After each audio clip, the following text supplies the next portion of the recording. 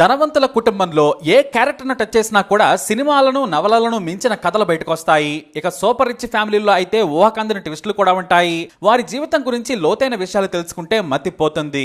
అలాంటి గొప్ప కథే పిఠాపురం క్వీన్ హర్ హైనస్ సీతాదేవిది.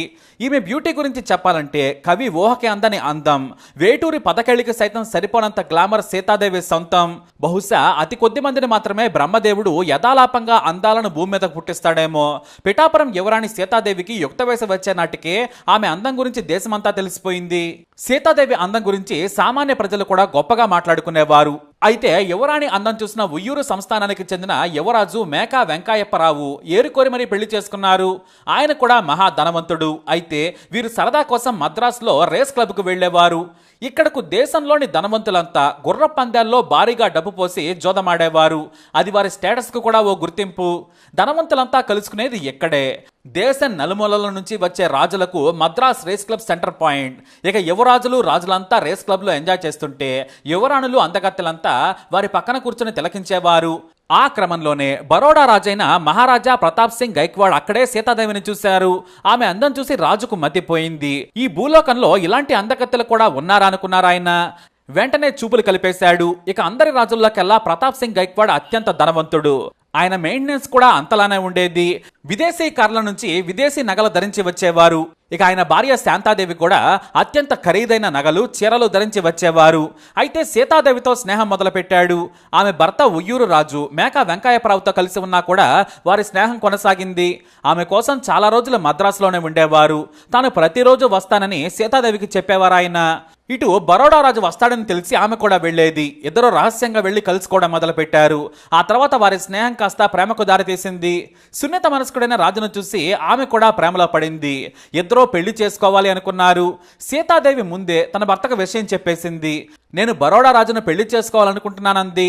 అయితే బరోడా రాజుకి ఇష్టమన్నా కూడా రాజ కుటుంబ నిబంధనల ప్రకారం రెండో పెళ్లి చేసుకోవడానికి వీల్లేదు. పైగా రాజుకు మొదటి భార్య ఉంది, కొడుకు కూడా ఉన్నాడు. ఇటు సీతాదేవికి కూడా వివాహమైంది. దీంతో ముందు విడాకులు తీసుకోవాలి అనుకున్నారు. అందుకోసం ఏకంగా ఇస్లాంను స్వీకరించి విడాకులు తీసుకున్నారు సీతాదేవి.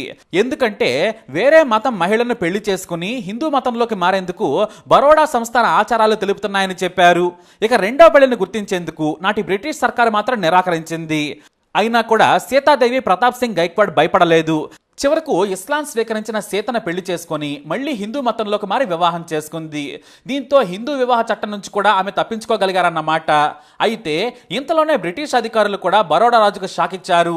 నీ మొదటి భార్య శాంతాదేవి సంతానానికే వారసత్వ హక్కులుంటాయి, అంటే రాజయ్యేందుకన్నమాట.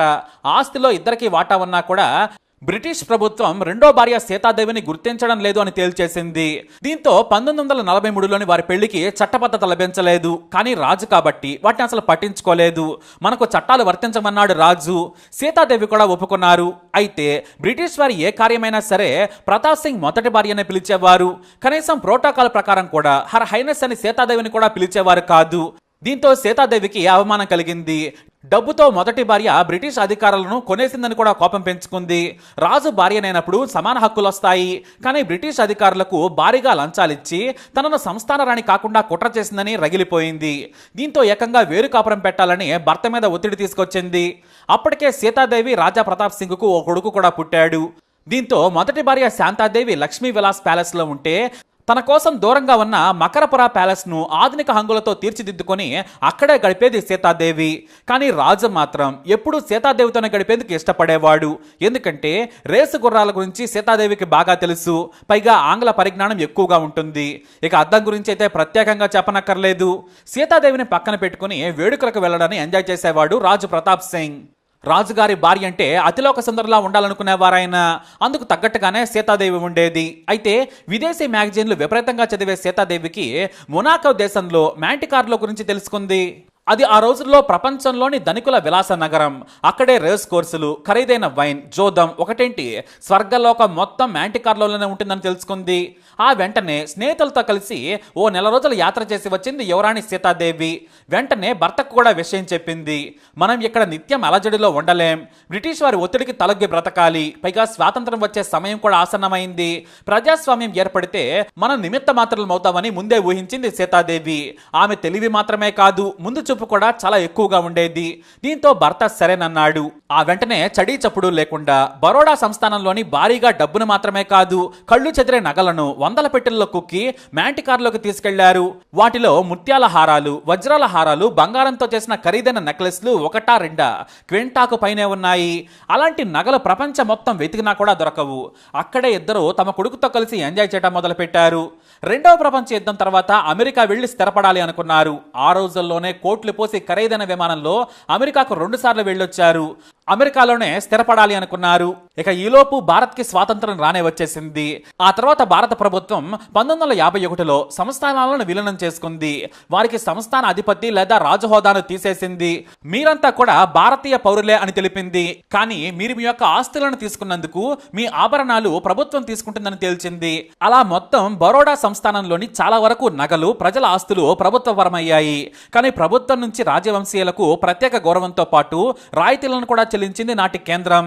ఎందుకంటే ఆయాచితంగా చట్టవిరుద్ధంగా తీసుకోమని, మీకు గౌరవం మాత్రమే కాదు ధన రూపేణా కూడా సాయం చేస్తామన్నారు. కానీ ఇక్కడే సీతాదేవికి షాక్ తగిలింది. మొత్తం రాయితీలు మొదటి వారికే వెళ్తాయని తేల్చేసింది. దీంతో ఇక దేశం రావద్దనుకుంది. మరోవైపు ముందే తనకు గుర్తింపు ఉండదని ఊహించిన సీతాదేవి భర్త సాయంతో బరోడా సంస్థానం నుంచి భారీగా అప్పులు తీసుకుని విలాసవంతమైన జీవితాన్ని గడపడం మొదలుపెట్టింది. 1956లో మళ్లీ దేశం వెళదామని భర్త చెప్పాడు. కానీ సీతాదేవి మీద భారత ప్రభుత్వం ఆంక్షలు విధించింది. ప్రభుత్వం కళ్ళు కప్పి లెక్కలేనంత డబ్బు, విలువైన నగలను తరలించిందని, కాబట్టి ఆమె దేశం రాకుండా ఆంక్షలు విధించేసింది. దీంతో భర్తను మరింత డబ్బు, నగలు ఇవ్వాలని కోరింది సీతాదేవి. దేశం వస్తే ఇస్తానన్నాడు రాజు. తాను కేంద్రంతో మాట్లాడి ఆంక్షలు కూడా తొలగించేలా చేస్తానన్నాడు. అది నాకు పెద్ద పని కాదన్నాడు. అయినా సరే రాను అని చెప్పింది సీతాదేవి. తాను ఇక్కడే తన కొడుకుతో కలిసి ఉంటానని చెప్పడమే కాదు, నువ్వు నీ మొదటి భార్యతోనే ఉండమని విడాకులు కూడా తీసుకుంది. రాజు స్వదేశానికి వెళ్లిపోవడంతో పాటు మన దేశంలో సీతాదేవితో విడాకులు తీసుకున్నట్లు ప్రభుత్వానికి చెప్పారు. దీంతో ఆ ఉన్న హోదా కూడా కోల్పోయింది సీతాదేవి. అయితే ఆమె చాలా షార్ప్. కావలసినంత డబ్బు, నగలను తన దగ్గరే పోగేసుకుంది. అయితే మ్యాంటికార్లలో ఎంజాయ్ చేయడానికి మాత్రమే పనికొస్తుంది, శాశ్వత నివాసంకు పనికిరాదని తేల్చుకుంది. ఆ వెంటనే ప్యారిస్ కు భారీగా నగలతో వెళ్లిపోయింది సీతాదేవి. అయితే భారత సర్కారు ఏర్పడిన తర్వాత వందల కొద్ది పెట్టెలను దేశం ఎలా దాటించగలిగారు, సీతాదేవికి ఎలా సాధ్యమైందనేది విచారణ చేయగా సంచలన విషయాలు బయటపడ్డాయి. బరోడా ఎయిర్పోర్ట్ లో ఒక విమానం వెయిటింగ్ లిస్ట్ లో ఉంది. రాజుల కోసం ఆ విమానాన్ని నడిపేవారు. ఏ రాజు ఎప్పుడు వచ్చినా ఏ దేశమైనా తీసుకెళ్లేందుకు డకోటా విమానం రెడీగా ఉండేది. ఆ రోజు ఉదయమే తన సేవకురాలు కొడుకును తీసుకుని ఎయిర్పోర్ట్ కు ఓ కారులో వెళ్ళింది. వెనక ట్రక్కులో కనీసం 60 పెట్టెలు వచ్చాయి. సరాసరి రన్వే మీదకు తీసుకెళ్లిపోయింది. అక్కడ ఓ విమానం ఆగి ఉంది. దాని యజమానే పైలట్. పెట్టెలన్నీ విమానంలో సర్ది మ్యాంటికార్లో వెళ్దామంది రాణి. కానీ అతను 2 ఖర్చు అవుతుందని చెప్పాడు. కోపంతో నన్నే ప్రశ్నిస్తావా, నా దగ్గర డబ్బులు లేవనుకున్నావా, మరో విమానం కొని పెడతాను, మొత్తం సర్ది తొందరగా టేకాఫ్ చేయాలని చెప్పింది. అందుకోసం తుపాకీ కూడా చూపించి పైలట్ ని బెదిరించింది. దీంతో పైలట్ వెంటనే పెట్టెలను విమానంలో సర్దారు. ఇంతలో భర్త ప్రతాప్ సింగ్ కూడా వచ్చేశారు. ఇద్దరు కలిసి వేగంగా మ్యాంటికార్లోకి ముందు ఎగిరిపోయారు. మొత్తం 60 పెట్టెల్లో బట్టలు, ఖరీదైన నగలు, డబ్బు మొత్తం సర్దుకొని ఆమె చెక్కేశారన్నమాట. మొదటి భార్యకు చెందిన నగలను కూడా సీతాదేవి మొత్తం ఎత్తుకెళ్లినట్లు ఆ రోజుల్లో ప్యాలెస్ లో గుసగుసలు వినిపించాయి. కానీ రాజు కూడా ఆమెతో వెళ్లారు కాబట్టి అతని అనుమతి ఖచ్చితంగా ఉంటుందనుకుని చెప్పుకున్నారు. సీతాదేవి ఆభరణాలపై ఆసక్తికర విషయాలను పుస్తకంలో రాసిన మైలాన్ వెల్సన్ ఈ స్టోరీని రాశారు. ఈ వార్త ఆ రోజుల్లో భారతదేశాన్ని షేక్ చేసింది. ఒక రాణి, అది కూడా అత్యంత ధనవంతుడైన బరోడా రాజు ప్రతాప్ సింగ్ రెండవ భార్య నగలు, డబ్బుతో సినిమా రేంజ్ లో ఉడాయించిందని కోకొల్లలుగా చెప్పుకున్నారు. కానీ ఆమె జీవితం ప్యారిస్ కి వెళ్ళాక మలుపు తిరిగింది. ప్యారిస్ లో ఆమె దగ్గర ఉన్న నగల డిజైన్లు చూసి ఫ్యాషన్ డిజైనర్స్ అవాక్కయ్యేవారు. వాటిని భారీ ధరకు అమ్ముకుని విలాస జీవితం గడిపేది. కొన్ని ఆస్తులు కూడా కొన్నారామె. వాటిపై వచ్చే ఆదాయంతో పాటు ఎంత తిన్నా తరగనంత నగలు ఆమె దగ్గర పోగుపడ్డాయి. ఆ రోజుల్లోనే ఒక్క ముత్యాల హారం దాదాపుగా $6 లక్షల అమ్మిందట సీతాదేవి. ఆ తర్వాత వేల కొద్ది డాలర్లకు చాలా అరుదుగా దొరికే నగలను కూడా అమ్మేసి విలాసవంతమైన జీవితం గడిపింది. ఆమె కొడుకు కూడా బాగా చదువుకొని వ్యాపారం మొదలు పెట్టాడు. కానీ ఏం జరిగిందో ఏమో కానీ షాయిజీరావు గైక్వాడ్ ఆత్మహత్య చేసుకున్నాడు. అంటే సీతాదేవి కొడుకు. 1985లో తన కొడుకు ఆత్మహత్య చేసుకోవడంతో సీతాదేవి కుంగిపోయింది. నేను ఇక ఎవరి కోసం బ్రతకాలని ఆమె కొడుకు చనిపోయిన నాలుగేళ్లకే 1989లో ఫిబ్రవరి 15న మరణించారు. అప్పటికే తనకు ఇష్టమైన అక్క కూతురుని పిలిపించుకొని ఆస్తులు మొత్తం ఆమెకు రాసిచ్చేశారు. సీతాదేవి చనిపోయిన తర్వాత పిఠాపురం వాసులు ఆమెకు నివాళులు అర్పించారు. జనం కోసం ఆమె తండ్రి అయిన రావు వెంకటకుమార మహాపతి సూర్య అయ్యారావు, తల్లైన చిన్నమాంబలు ఎంతో సేవ చేశారు. 1917న పుట్టిన సీతాదేవి కారణంగా వీరి సంస్థానానికి దేశవ్యాప్త గుర్తింపు కూడా లభించింది. వీరికి ఆ రోజుల్లోనే ప్రత్యేక విమానం కూడా ఉండేది. సీతాదేవి తమతోనే ఉండాలని తండ్రి కోరుకున్నారు, కానీ ఆమె మ్యాంటికార్లో వెళ్లిపోయారు. మరోవైపు కూతురు విదేశాల్లో సెటిల్ కావడంతో మొత్తం కుటుంబ సభ్యులు లండన్లో సెటిల్ అయిపోయారు. దేశంలోనే అత్యంత విలాసవంతమైన జీవితం గడిపిన ఏకైక రాణి సీతాదేవి మాత్రమే. ఆమెకున్న తెలివి ఎవ్వరికీ లేదు. బ్రెయిన్ విత్ బ్యూటీ అంటే సీతాదేవే. కానీ కొడుకు మరణం ఆమెను కొంగదీసింది. ఏదేమైనా సీతాదేవి చరిత్రలో నిలిచిపోయింది.